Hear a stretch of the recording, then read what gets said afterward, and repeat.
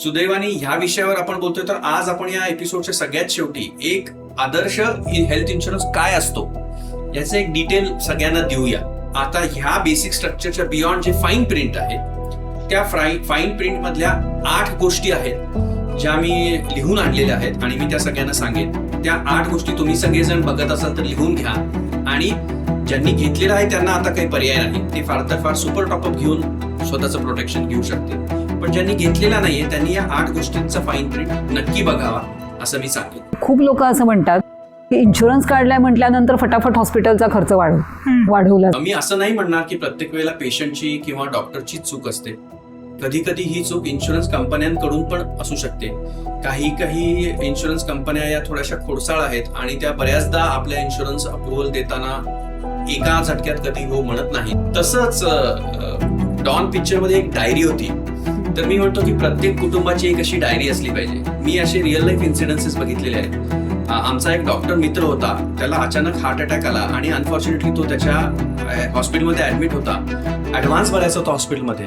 त्याचं credit card त्यांनी बायकोला दिलं, पण त्या क्रेडिट कार्डचा पिन त्याच्या बायकोला माहित नव्हता. तुमच्याकडे इतका पैसा असेल की तुमचा आरोग्याचा खर्च तुम्ही मॅनेज करून तुमच्या ओव्हरऑल वेल्थ मध्ये खड्डा पडणार नसेल, तर मला नाही वाटत तुम्हाला हेल्थ इन्शुरन्सची गरज आहे. इन्शुरन्स कंपन्या आता आपल्या पेशंट्सना इयरली अॅन्युअल हेल्थ चेकअप देतात. तर ही इन्शुरन्स देणारी company free annual health checkup आपल्याला देतीये का?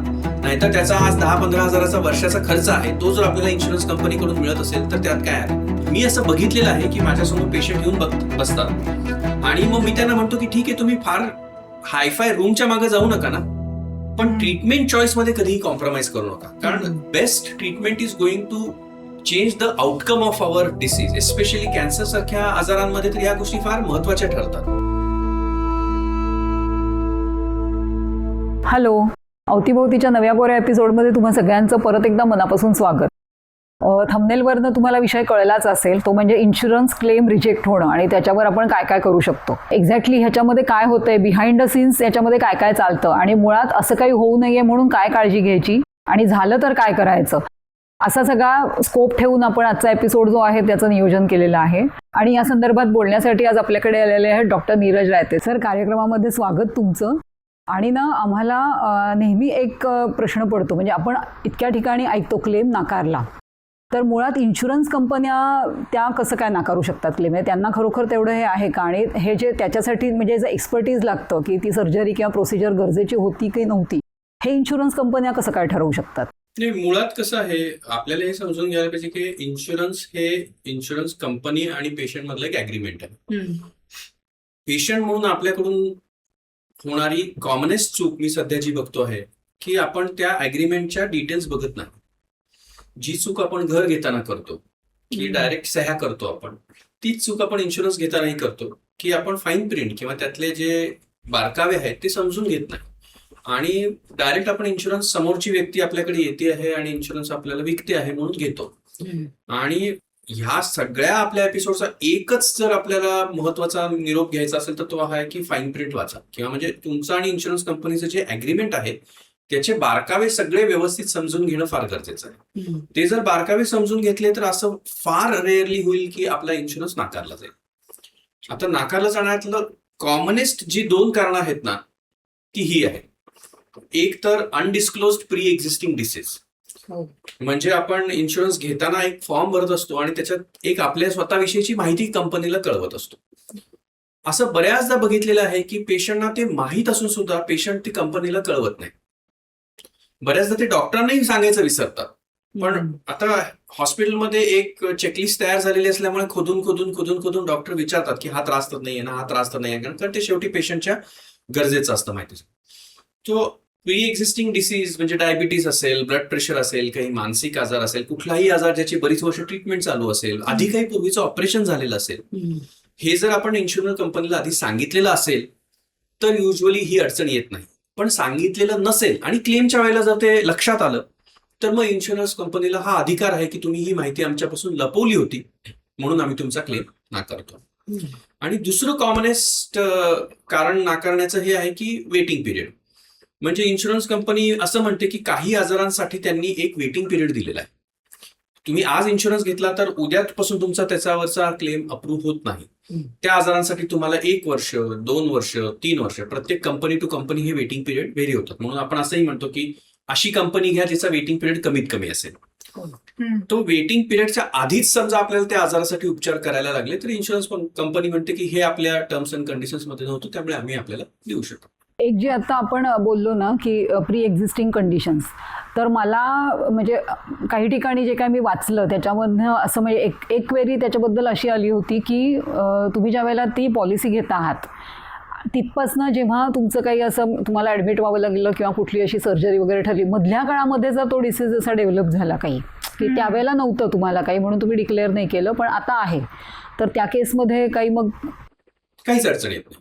त्याच्यासाठी तर आपण इन्शुरन्स घेतो. शेवटी इन्शुरन्स आपण एवढ्यासाठी घेतो की आपल्याला ज्या गोष्टींचा अंदाज येत नाहीये आणि ज्या गोष्टींचा आपल्याला अचानक सरप्राईज येऊ शकतं त्या आजारांसाठी आपल्याला इन्शुरन्सचं कव्हर मिळेल. त्यामुळे आधी तो आपल्याला आजार नसला आणि समजा कंपनीचा असा गैरसमज झाला की आपल्याला तो आधीपासून होता, तर आपण डॉक्टरांचं सर्टिफिकेट घेऊन पुरेसे डॉक्युमेंट्स घेऊन इन्शुरन्स कंपनीला हे पटवू शकतो की हा आजार मला आधी नव्हता, ह्या सालापासून माझं त्याचं निदान झालेलं आहे आणि त्याची मी ट्रीटमेंट घेत आहे. आणि मी कंपनी अशी कितीतरी कोर्टातले सुद्धा किस्से आहेत की जिथे आधी इन्शुरन्स कंपनीनं क्लेम नाकारला, मग ती व्यक्ती कोर्टात जाऊन त्यांनी हे प्रूव्ह केलं की क्लेम घेतला तेव्हा हा आजार नव्हता आणि नंतर हा आजार झाला आणि त्यामुळे इन्शुरन्स कंपनीला तेव्हा ऐकायला लागतं.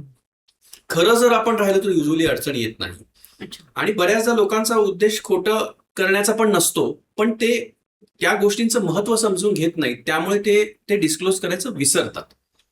आणि इथे आपल्या इन्शुरन्स एजंटचा खूप महत्वाचा रोल येतो की त्यांनी हे अगदी तावून सुलाखून पेशंटला अहो हे काही राहिलं तर नाहीये ना आपलं, अगदी छोट्या छोट्या गोष्टी असतात म्हणजे वजन, उंची, या गोष्टी सुद्धा आपण योग्यरित्या डॉक्युमेंट करत नाही. आणि मग काहीतरी आधी सांगितलेलं वजन काहीतरी विचित्रच असतं, वेगळंच असतं आणि आत्ताचं वजन काहीतरी वेगळंच असतं, ज्यातली तफावत ही खूप सारी असते. मग अशा वेळेला इन्शुरन्स कंपनीला शंका येते. हॉस्पिटलाइज व्हायची जेव्हा वेळ येते तर त्यावेळेला त्याच्यामध्ये डिस्चार्ज समरी किंवा डॉक्टर नोट्स ही महत्वाची डॉक्युमेंट समजली जातात.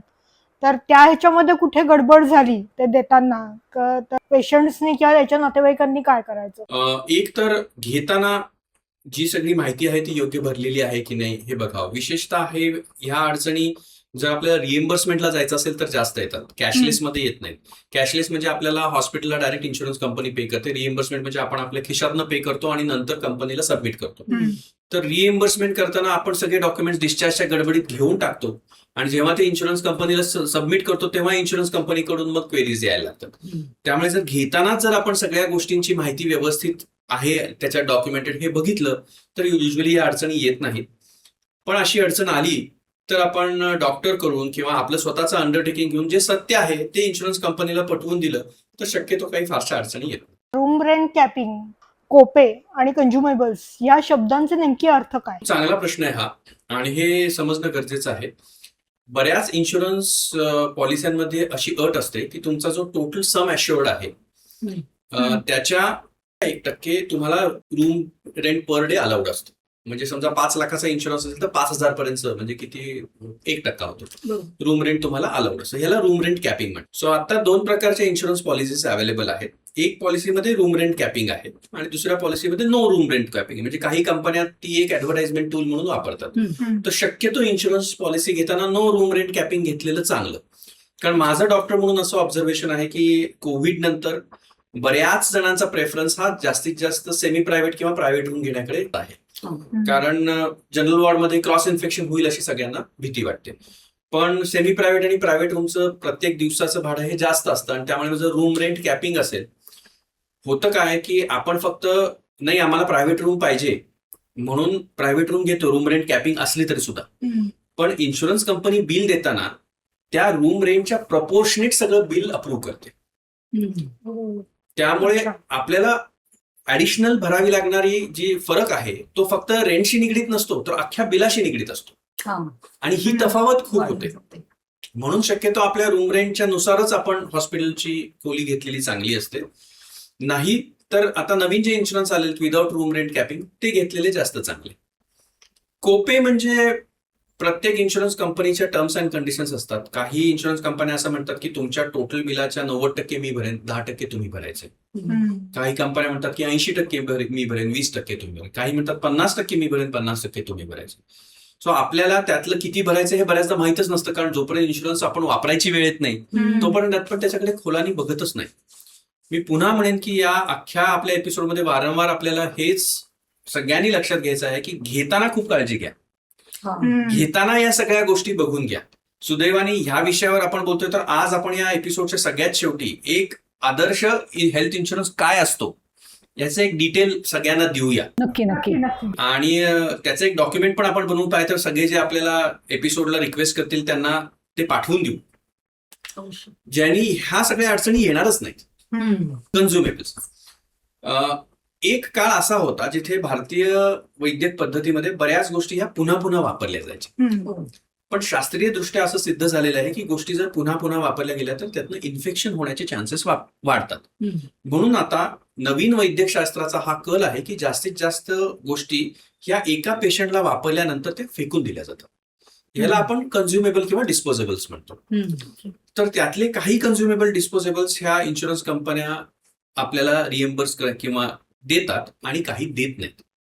तर त्यातल्या नेमका कुठल्या गोष्टी आपल्याला इन्शुरन्स कंपन्यांकडून मिळत नाहीत हे समजून जर आपण घेतलं तर बरं पडतं. पण आता जसं रूम रेंट कॅपिंगचं आहे तसंच इन्शुरन्स कंपन्यांमध्ये असंही आहे की ते सगळं कन्झ्युमेबल देणारे सुद्धा इन्शुरन्सेस अवेलेबल आहेत. जसं कार इन्शुरन्स मध्ये आपण म्हणतो नो झिरो डेप इन्शुरन्स आणि झिरो डेप इन्शुरन्स, तर आपण नेहमी झिरो डेप इन्शुरन्सच घ्यावा. तसंच हेल्थ इन्शुरन्स मध्ये सगळे प्री कंडिशन्स नसलेला इन्शुरन्स घ्यावा आणि जास्तीत जास्त किमतीचा घ्यावा असं मी म्हणेन. कारण जी किंमत आज आपण रिलेव्हंट धरतोय युजली हा यंग एज मध्ये आपण घेतो आणि आपल्याला लागतो तो 10, 15, 20 वर्षानंतर. महागाई वाढत गेलेली असते, त्यामुळे तो जास्तीत जास्त किमतीचा घेतलेला तेव्हा खरंच आपल्याला कामाला येतो.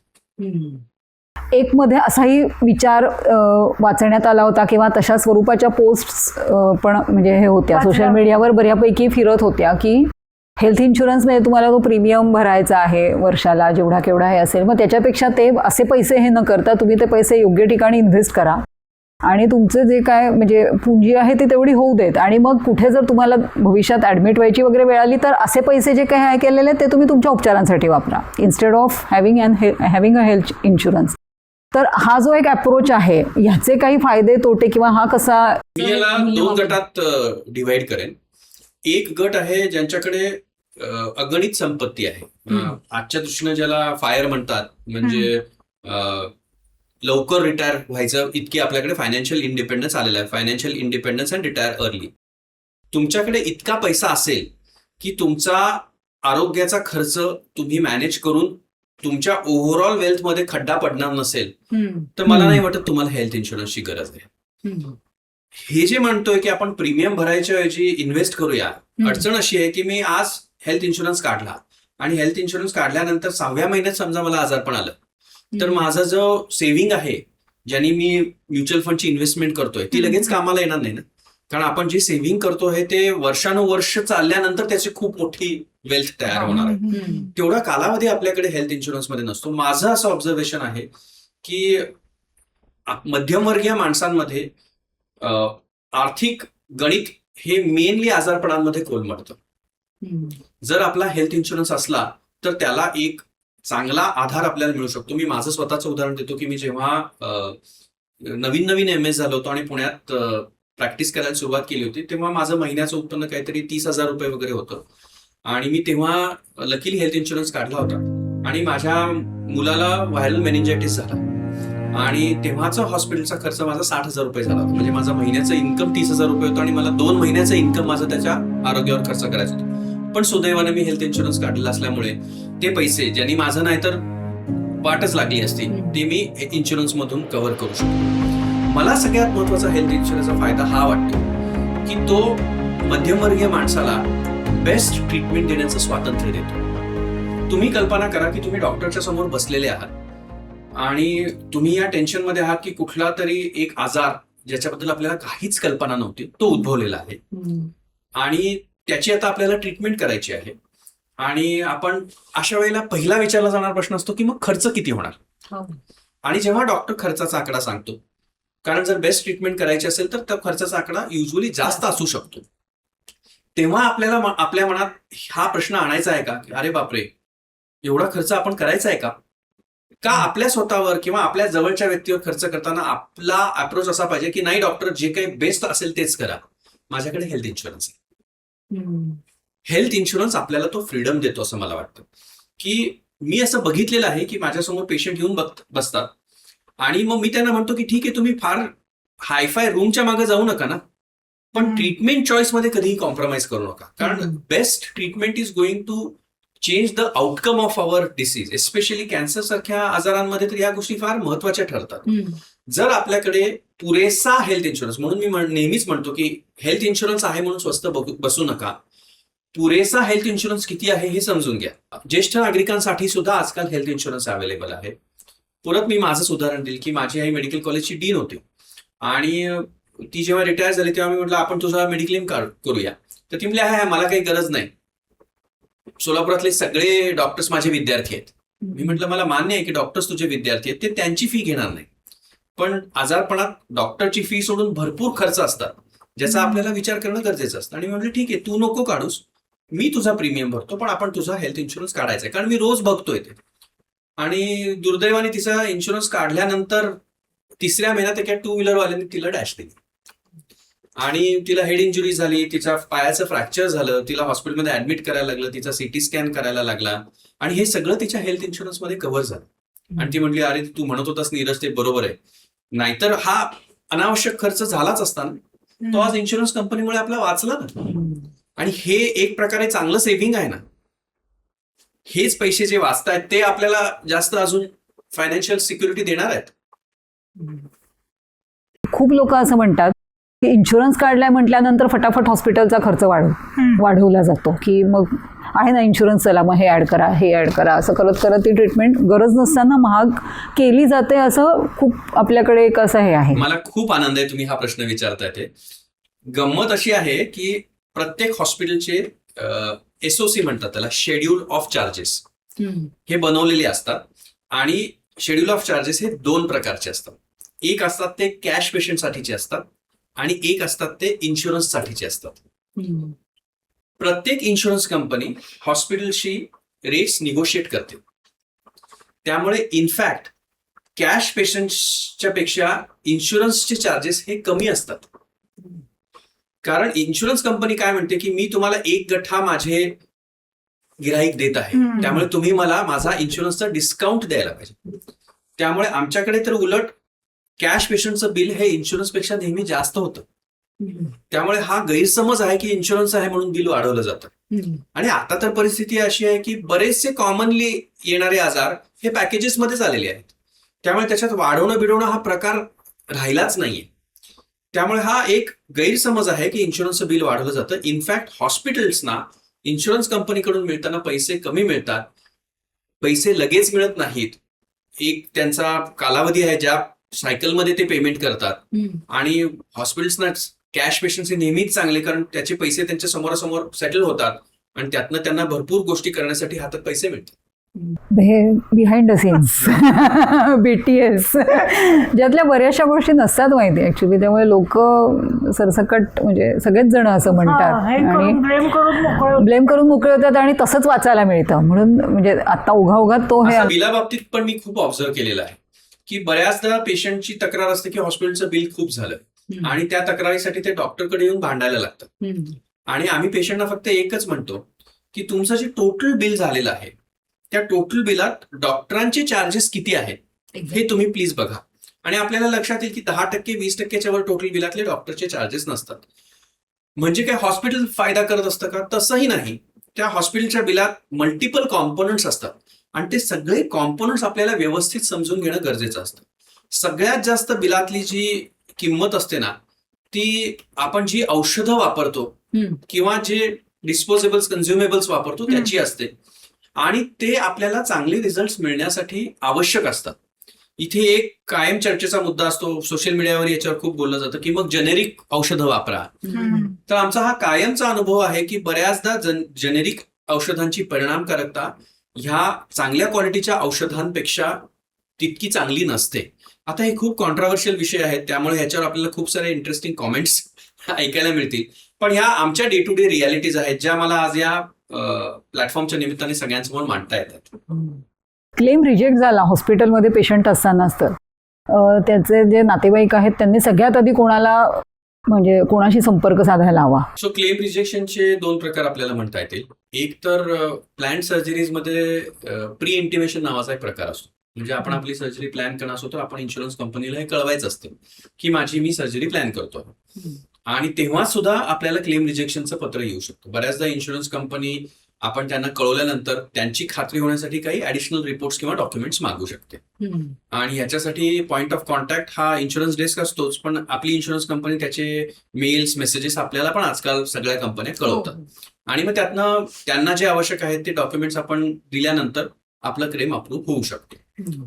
आपला क्लेम आउटराईट रिजेक्ट झाला तर त्याचं काही वेगळं कारण आहे का हे समजून घेणं गरजेचं असतं. जसं त्याचा जो वेटिंग पिरियड आहे तो संपला नसेल, अशा परिस्थितीमध्ये जर आजार खरंच गंभीर नसेल, तातडीचा नसेल, तर तो वेटिंग पिरियड पूर्ण करण्याचा कालावधी आपण वापरून मग आपण क्लेम करू शकतो. आणि क्लेम रिजेक्ट होण्याचं दुसरं कारण असतं ते ऍडमिट झाल्यानंतर, आपली सगळी ट्रीटमेंट झाल्यानंतर डिस्चार्ज होताना होऊ शकतं. जर प्लॅन सर्जरीज असेल तर युजली क्लेम रिजेक्ट अशा सिच्युएशन्समध्ये होत नाही, कारण ऍडमिट होतानाच या सगळ्या गोष्टींची काळजी खातरजमा केली जाते. जर अनप्लॅन्ड सर्जरीज असतील आणि त्याच्यात असं झालं तर आपल्या डॉक्युमेंट्समध्ये कुठे काही कमतरता राहिलेली आहे का, ज्याच्यामुळे आपला क्लेम रिजेक्ट होतो आहे, अशी शक्यता जास्त असते.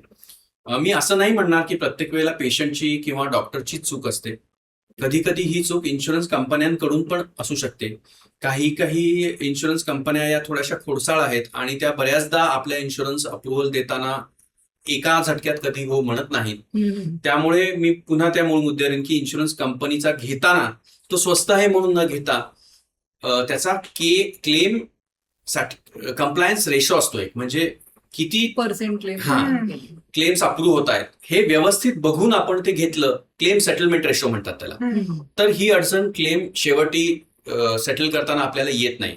कारण काही अशा इन्शुरन्स कंपन्या आहेत ज्या आज मी आता इथे नाव नाही घेणार पण सगळ्यांना त्या माहिती आहेत, आणि ज्या रात्रंदिवस त्यांचे मेडिक्लेम्स विकत आहेत, पण द्यायची जेव्हा वेळ येते तेव्हा त्या पेशंटची प्रचंड हाल होत आहेत, त्यांना त्यांचे क्लेम्स मिळत नाहीयेत आणि त्यांचे क्लेम्स नाकारले जात आहेत. आणि मी सुद्धा सोशल मीडियावर याच्यावर बऱ्याचदा लिहिलेलं आहे. एखाद्या माणसाला जर सर्जरीसाठी ऍडमिट व्हायचं हे असेल आणि प्लॅन्ड असेल ती सर्जरी, खरं तर मी या प्रश्नामध्ये बदल करून असं म्हणेन की प्लॅन्ड असेल किंवा इमर्जन्सी जरी असेल, अचानक ऍडमिट व्हावं लागलं आणि दुसऱ्या दिवशी समजा ऑपरेशन ठरलं, तर ऍडमिट व्हायच्या आधी किंवा त्या याच्या दरम्यान पेशंट म्हणा किंवा त्याचे नातेवाईक त्यांनी हे बिलिंग डेस्ककडनं काय काय माहिती करून घ्यायला पाहिजे? 2 प्रकारे आपण हे बघू शकतो. एक तर काही डॉक्युमेंट्स असतात जे एसेन्शियल डॉक्युमेंट्स असतात, जे आपल्याला क्लेम सेटलमेंटला लागतात, म्हणजे क्लेम करतानाच लागतात. ती बऱ्याचदा आपल्याकडे हँडी नसतात, तर एका ठिकाणी कुठेतरी ती सुरक्षित आपण जर ठेवलेली असतील तर इमर्जन्सीच्या वेळेला ती पटकन आपल्याला मिळू शकतं. त्यामुळे आपल्या इन्शुरन्स कुठल्या कंपनीचा आहे, त्याचा आपल्या इन्शुरन्सचा नंबर काय आहे, इमर्जन्सीमध्ये जर आपल्याला इन्शुरन्स कंपनीला इंटिमेट करायचं असेल तर कुठे करायचं असतं, हे सगळं इन्शुरन्स डेस्कला आपल्याला हॉस्पिटलच्या कळू शकतं. बऱ्याच जणांना, बऱ्याच पेशंटना आमचा हेल्थ इन्शुरन्स आहे एवढंच माहित असतं, पण तो कुठल्या कंपनीचा आहे हेही माहित नसतं, मग थोडीशी अडचण होते. आणि दुसरा त्यातला भाग आहे तो, जर प्लॅन सर्जरी आपण करत असू तर आता बऱ्यापैकी इन्शुरन्स कंपन्यांनी बऱ्यापैकी प्लॅन सर्जरीज पॅकेजेस मध्ये आणलेले आहेत. त्यामुळे आपल्याला इन्शुरन्स डेस्कला जाऊन आधी हे समजून घेता येतं की माझ्या ह्या सर्जरीचा एकूण खर्च किती होणार आहे. तर हे एस्टिमेटेड बिल आपल्याला प्रत्येक हॉस्पिटल प्रिंटेड देतं आणि ते घेऊन त्यातले बारकावे आपण समजून घेणं फार गरजेचं असतं की यातलं कुठल्या गोष्टी इन्शुरन्समध्ये कव्हर होणार आहेत, अशा कुठल्या गोष्टी आहेत का की ज्या इन्शुरन्समध्ये कव्हर होणार नाहीयेत. युजली हॉस्पिटलच्या इन्शुरन्स डेस्कच्या लोकांना ते त्यांचं रोजचं काम असल्यामुळे तुमचा इन्शुरन्स कुठल्या पद्धतीचा आहे, त्याच्यात काय कव्हर होणार आहे, काय कव्हर होणार नाहीये, तो कोपे आहे का नाही, ह्या सगळ्या गोष्टी ते पटापट आपल्याला सांगू शकतात. म्हणून आपल्याकडे एक कायम हँडी डॉक्युमेंट असावं ज्याच्यात आपले इन्शुरन्स कुठला आहे एवढं जरी असलं तरी आपलं हे काम खूप सोपं. आणि खरं तर ना, म्हणजे या निमित्ताने मला असं म्हणावं असं वाटतं की हे आहे ना, महत्वाची डॉक्युमेंट्स कुठल्या याच्यात ती एका ह्याच्यामध्ये असायला पाहिजेत. खरं तर एका फाईलमध्ये एक प्रकारचे पेशंट आहेत, मी पुण्याचा आहे त्यामुळे ते अगदी प्रत्येक कागद आणि त्याला लेबल लावून छान फाईल करून घेऊन येतात, आम्हालाही खूप छान वाटतं. आणि दुसऱ्या प्रकारचे पेशंट बघितलेले तो सगळा असा गठ्ठा घेऊन येतात, आमच्या समोर टाकतात, हे बघा आणि शोधा, आणि मग आम्हाला तो डोंगर पोखरून त्यातलं उंदीर शोधायला लागतं. तसंच डॉन पिक्चरमध्ये एक डायरी होती, तर मी म्हणतो की प्रत्येक कुटुंबाची एक अशी डायरी असली पाहिजे. मी असे रिअल लाईफ इन्सिडेन्सेस बघितलेले आहेत. आमचा एक डॉक्टर मित्र होता, त्याला अचानक हार्ट अटॅक आला आणि अनफॉर्च्युनेटली तो त्याच्या हॉस्पिटलमध्ये ऍडमिट होता. ऍडव्हान्स भरायचा होता हॉस्पिटलमध्ये. त्याचं क्रेडिट कार्ड त्यांनी बायकोला दिलं, पण त्या क्रेडिट कार्डचा पिन त्याच्या बायकोला माहित नव्हता. आणि वेळ असेल की पटकन त्या क्षणी काय करावं हे सुचत नाही. तर आपल्या सगळ्या महत्वाचे पासवर्ड्स, डॉक्युमेंट्स, इस्टेटीविषयीची माहिती जे काय असेल ते कुठेतरी एका ठिकाणी तुम्ही लिहून ठेवलं पाहिजे. आणि ते कुठं ठेवलेलं हे आपल्या कुटुंबाला माहित असणं फार गरजेचं आहे. नाहीतर नंतर प्रत्येक वेळेला कोर्टाच्या चक्रा मारून त्या सगळ्या गोष्टींसाठी अफिडेव्हिट करत बसण्याचा एक मोठा उद्योग होऊन बसतो. व्यापच होतो तो. हॉस्पिटलमध्ये असताना बेडपॅन न देता तुम्हाला डायपर दिलं जातं किंवा बिल देताना नवीन बँडेज करून दिलं जातं. म्हणजे आधीचं व्यवस्थित असतं, पण तरी ते काढून नवीन आमच्याकडे नवीन द्यायची पद्धत आहे असं काही ठिकाणी सांगून नेमका दोष कोणाला द्यायचा? मला असं वाटतं की यातला नेमका दोष आपल्याला संवादाला द्यायला पाहिजे, संवाद कौशल्याला द्यायला पाहिजे. कारण जी व्यक्ती हे सगळं करते आहे ना, ती हे पेशंटला कम्युनिकेट करत नाही की ती हे का करते आहे. मला वाटतं की इथे डॉक्टरांची किंवा आरोग्याशी निगडीत प्रत्येक व्यक्तीची ही जबाबदारी आहे की ते जे काही करत आहेत त्याचं कारण जर ते पेशंटला समजावून सांगतील तर पेशंटही ते समजून घेण्याच्या मनस्थितीत आहेत. पण आपल्याकडे कामाचा रगाडाच एवढा आहे की काम उरकण्याच्या गडबडीत आपण असल्यामुळे बऱ्याचदा ह्या गोष्टी आपण पेशंटपर्यंत पोहोचवतच नाही. आता सगळ्या पेशंटना आपण डायपर देत नाही. ज्या पेशंटना त्यांना लूज मोशन्स होत आहेत, खूप पातळ संडास होते, त्यांचा संडासवर कंट्रोल नाहीये, अशा वेळेला सारखी सारखी जर आपण संडासची जागा साफ केली तर तिथे त्यांना रॅशेस येऊ शकतात, तिथे त्यांना इन्फेक्शन्स होऊ शकतात. अशा वेळेला आपण डायपर वापरतो आणि ते डायपर भरलं की ते आपण चेंज करतो. सो हा एक हायजीनचा विषय आहे. किंवा पेशंटला डिस्चार्ज करताना नवीन ड्रेसिंग करून डिस्चार्ज केलं जातं, कारण हॉस्पिटलमध्ये पेशंट जेव्हा असतो तेव्हा त्याचं ड्रेसिंग आपण नेहमी चेंज करत असतो. पण हॉस्पिटलमधून तो जेव्हा डिस्चार्ज होतो तेव्हा त्याचा पुढचा फॉलोअप कधी कधी 7 दिवसानंतर असू शकतो. अशा वेळेला असं ड्रेसिंग जे 7 दिवस चालेल असं ड्रेसिंग करून आपण पेशंटला डिस्चार्ज करतो. पण ड्रेसिंग करणारी व्यक्ती ह्या सगळ्या गोष्टी कम्युनिकेट करत नाही, त्यामुळे पेशंटला हे कळतच नाही की हे नेमकं का होत आहे. किंवा आता मी ज्या हॉस्पिटलमध्ये काम करतो त्या हॉस्पिटलमध्ये आम्ही अशा व्यक्तींना अपॉइंट केलेलं आहे जे प्रत्येक गोष्ट पेशंटशी निगडीत जी होते त्याचं पेशंटला कम्युनिकेशन करतात. त्यांना आम्ही पेशंट रिलेशनशिप मॅनेजर्स असं म्हणतो.